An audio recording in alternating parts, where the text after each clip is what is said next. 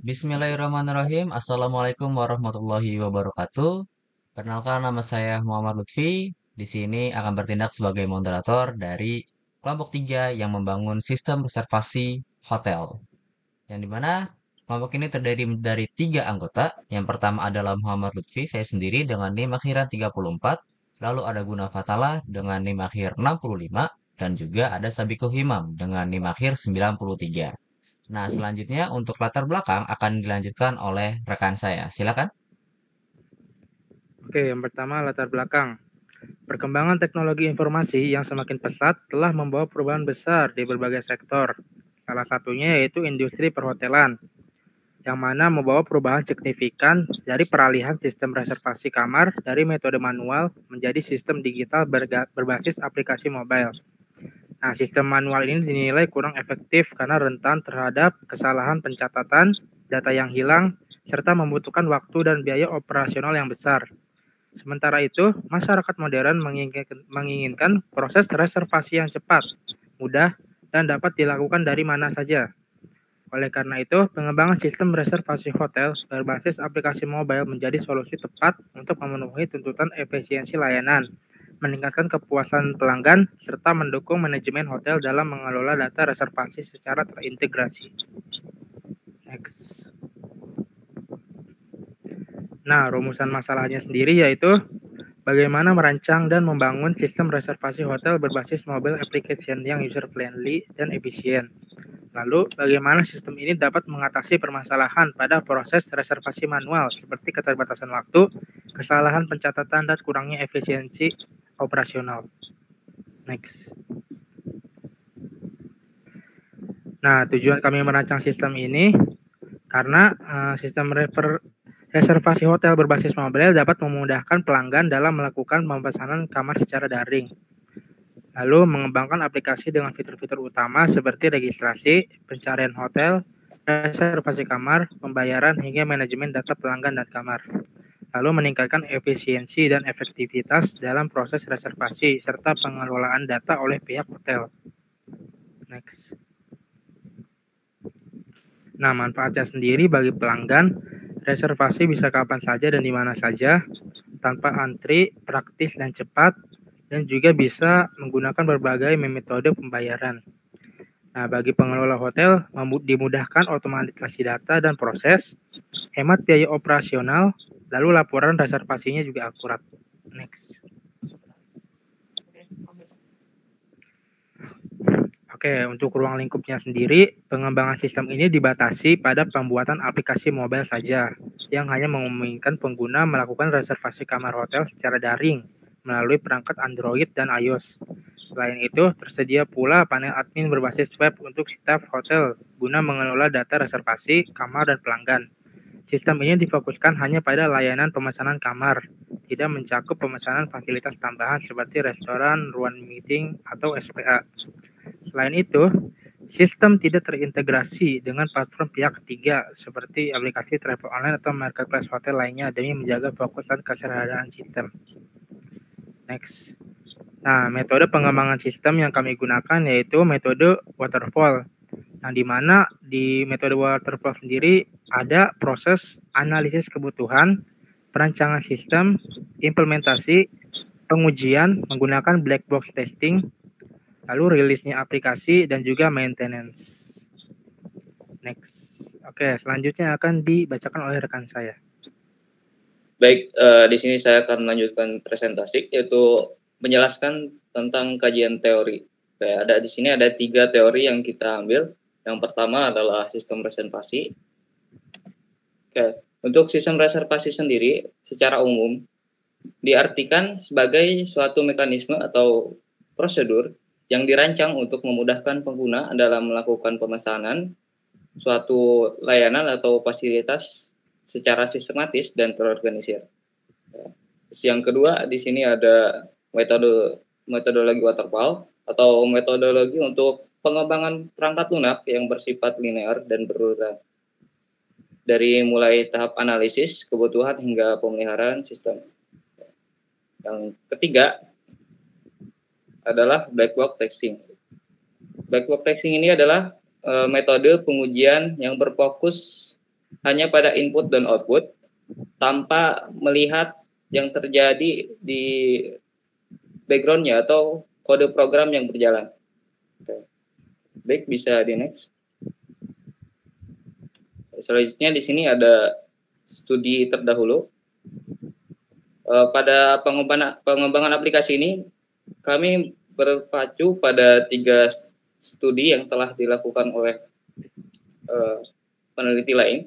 Untuk yang pertama di sini ada Sardianto dan kawan-kawan pada 2015 mengembangkan sistem reservasi bis Yogyakarta berbasis desktop menggunakan bahasa pemrograman Delphi dengan metode waterfall.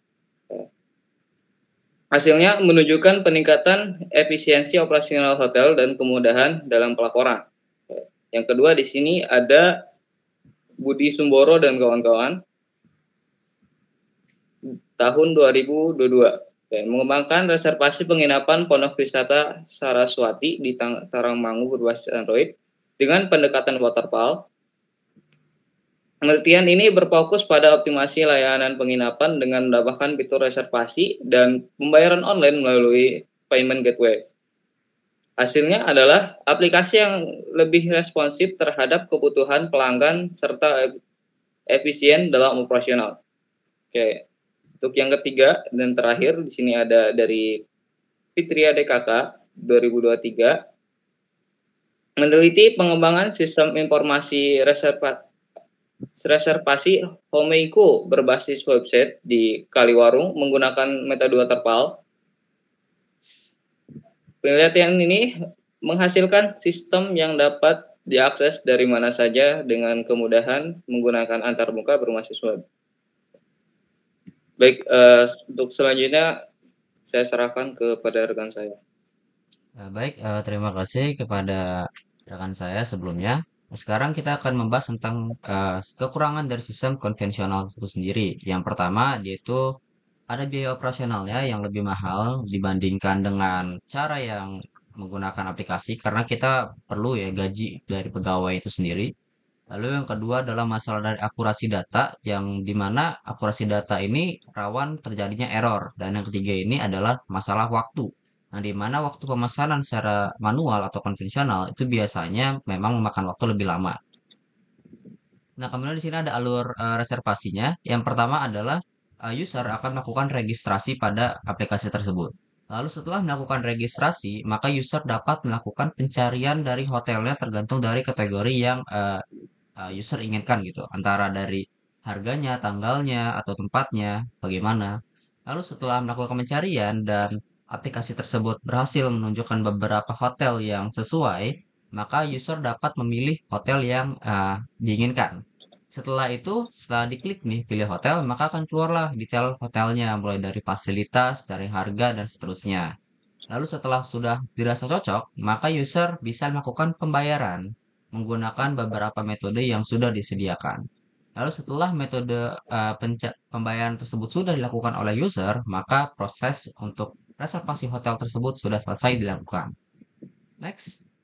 Di sini ada flowchart yang simple dari inti dari pembuatan reservasi hotel ini. Yang pertama adalah pada saat user melakukan pembukaan si aplikasi tersebut, dia akan ditanya apakah sudah punya akun atau belum. Jika memang belum punya akun, maka akan dijalankanlah fungsi untuk registrasi. Nah, setelah itu baru dikembalikan lagi dan melakukan login. Setelah login sudah berhasil, maka akan ditampilkanlah homepage. Nah, homepage ini akan menampilkan list-list dari hotelnya, harganya, dan seterusnya. Lalu ada untuk fungsi dari search-nya. Search-nya sudah didapatkan dan detail hotelnya juga sudah ditampilkan, maka akan dilakukan fungsi pembayaran. Dan setelah fungsi pembayaran, maka reservasi sudah berhasil dilakukan. Nextnya di sini ada use case diagram, di mana use case diagram ini akan menampilkan beberapa fitur yang bisa diakses oleh aktor mana saja. Yang pertama, untuk aktor dari user sendiri, itu bisa melakukan registrasi, lalu juga untuk login. Dan juga setelah login, login ini bisa diakses oleh keduanya ya, dari admin hotel dan juga user. Tetapi kenapa admin hotel tidak bisa melakukan registrasi? Padahal registrasi itu hanya bisa dilakukan tidak oleh pribadi itu sendiri, tetapi harus melalui sistemnya dan ibaratnya melalui sebagai super adminnya. Jadi tidak bisa admin hotelnya tersendiri yang mendaftarkan dirinya sebagai admin dari aplikasi tersebut. Lalu setelah itu user juga bisa melakukan pemilihan hotel. Pemilihan hotel itu bisa dilakukan setelah pemilihan hotel akan membuat reservasi dan pembayaran. Sementara untuk admin hotel itu sendiri juga memiliki fungsi untuk logout, di mana logout ini bisa juga diakses oleh user. Namun admin ini memiliki fitur untuk update informasi kamar, mulai dari namanya, kapasitasnya, statusnya ready atau tidak, dan juga harga. Itu bisa diakses, bisa diupdate oleh admin hotel itu sendiri. Nextnya di sini ada activity diagram, di mana activity diagram ini menampilkan serangkaian antara interaksi dan antara user dan juga sistem. Di mana setelah user ini melakukan login, maka sistem akan menampilkan halaman interface dari si sistem tersebut. Lalu setelah itu setelah ditampilkan halaman interface-nya dapat melakukan pencarian dari hotel. Setelah melakukan pencarian hotel, maka ini diagramnya kebalik ya. Ini akan ditampilkanlah list-list hotelnya. Nah, list hotelnya setelah ditampilkan, maka user bisa mengklik hotel yang sudah dicari oleh user tersebut. Lalu setelah diklik, maka sistem akan menampilkan detail dari hotel tersebut. Lalu setelah ditampilkan detail hotel tersebut, user bisa melakukan pembayaran jika merasa cocok. Lalu akan diseret ke sini untuk melakukan verifikasi dari pembayaran. Jadi pembayarannya melalui e-wallet bisa, bank bisa, dan seterusnya. Lalu setelah verifikasi pembayaran ditampilkan ke user, user bisa melakukan konfirmasi dari pemesanan yang dilakukan. Setelah itu, sistem akan menampilkan kepada user bukti pembayaran yang sudah dilakukan. Dan setelah itu, activity diagram itu selesai untuk satu sesi. Next, di sini ada beberapa antarmuka yang sudah dibuat. Pertama ada halaman splash, kita menggunakan Stay-Doors untuk logo sederhananya. Lalu ada tampilan sign in dan juga sign up, yang dimana ada terdapat untuk pilihan Facebook dan juga Google. Lalu di sini ada homepage, yang dimana homepage ini terdapat eh, kita mau kita mau hotel tersebut ada di mana, lalu tanggal berapa, dan juga check out tanggal berapa. Nah, di sini ada fasilitas yang sederhana. Kemudian di sini ada beberapa hotel yang direkomendasikan ibaratnya. Nah, di sini juga ada navbar atau navigation bar. Lalu semisal user ingin mengklik where do you want, maka akan muncul beberapa pilihan. Di sini kita kasih contoh ada Jakarta, Tangerang, dan juga Bali. Nah, setelah diklik, lalu misalnya pilih Jakarta, lalu klik search, maka akan muncul beberapa best place di sini. Nah, setelah diklik misalnya, nah maka muncullah misalnya San Marino Hotel. Yang dimana San Marino Hotel ini akan ditampilkan seperti fotonya, foto kamarnya, lalu ratingnya berapa bintang, lalu juga ada misalnya bionya, dan juga ada beberapa review yang bisa diklik juga. Lalu setelah merasa cocok, maka bisa melakukan booking sekarang dan akan ditampilkan kepada halaman pembayaran. Pembayaran ini bisa dilakukan dengan beberapa metode antara BRI, BCA, dan seterusnya sesuai nanti dengan sistemnya. Lalu juga bisa melakukan dengan QRIS dan juga dari retail minimarket. Setelah sudah melakukan pay now, maka Stellar akan menampilkan bahwa order tersebut sudah berhasil untuk dilakukan. Nah, mungkin itu saja dari saya. Selanjutnya akan dilanjutkan oleh rekan saya. Silakan. Baik, sekarang saya akan melanjutkan kembali presentasi, yaitu menjelaskan tentang implementasi dari rancangan tadi. Ya, yang pertama di sini ada lingkungan pengembangan aplikasi yang telah kami lakukan. Aplikasi ini dikembangkan dengan bahasa pemrograman Java untuk backend dan Dart untuk mobile. Ya, IDE-nya menggunakan Android Studio. Terus ada backend framework-nya kita menggunakan Spring Boot Java, API client menggunakan Retrofit, database menggunakan MySQL, web server menggunakan Nginx, local storage menggunakan SQLite, dan sistem operasi adalah Windows 11 dan Android emulator. Kayak untuk selanjutnya itu ada fitur-fitur yang diimplementasikan. Yang pertama ada registrasi, pengguna dapat menggunakan akun baru atau login menggunakan email dan password. Yang kedua ada pencarian dapat berdasarkan harga, kapasitas, dan lokasi. Lalu selanjutnya ada detail informasi, yaitu halaman detail kamar, menampilkan informasi kamar dan rating kamar. Selanjutnya ada pemesanan. Halaman ini menampilkan histori reservasi pengguna. Selanjutnya ada pembayaran. Pembayaran ini ada beberapa opsi, yaitu metode transfer melalui m-banking, e-wallet, dan pembayaran di minimarket. Lalu yang terakhir di sini ada profil pengguna. Halaman ini memungkinkan pengguna untuk melihat dan memperbarui data pribadi. Kayak bisa di next.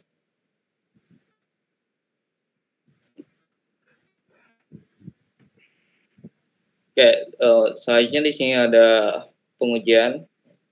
Pengujian yang kita lakukan di sini menggunakan metode black box atau metode yang hanya berfokus pada input dan outputnya saja.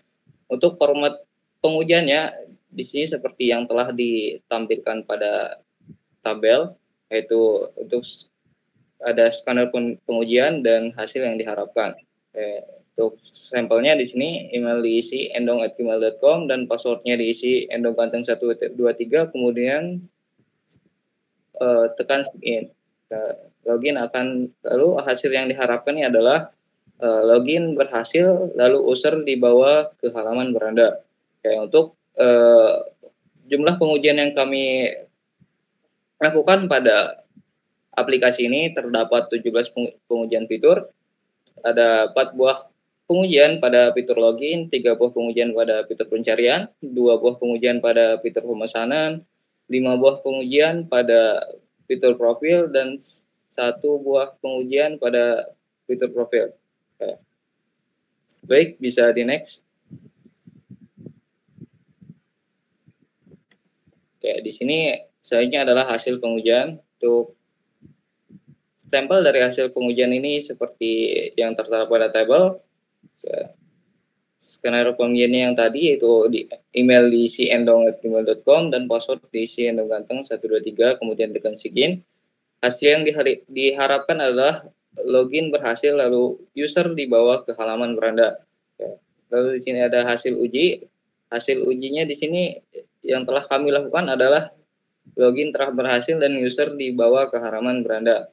Selanjutnya di kolom terakhir di sini ada simbol, yaitu untuk menentukan parameter apakah pengujian ini berhasil atau tidak. Di sini kami menggunakan tanda checklist untuk pengujian yang berhasil dan tanda silang untuk pengujian yang tidak berhasil.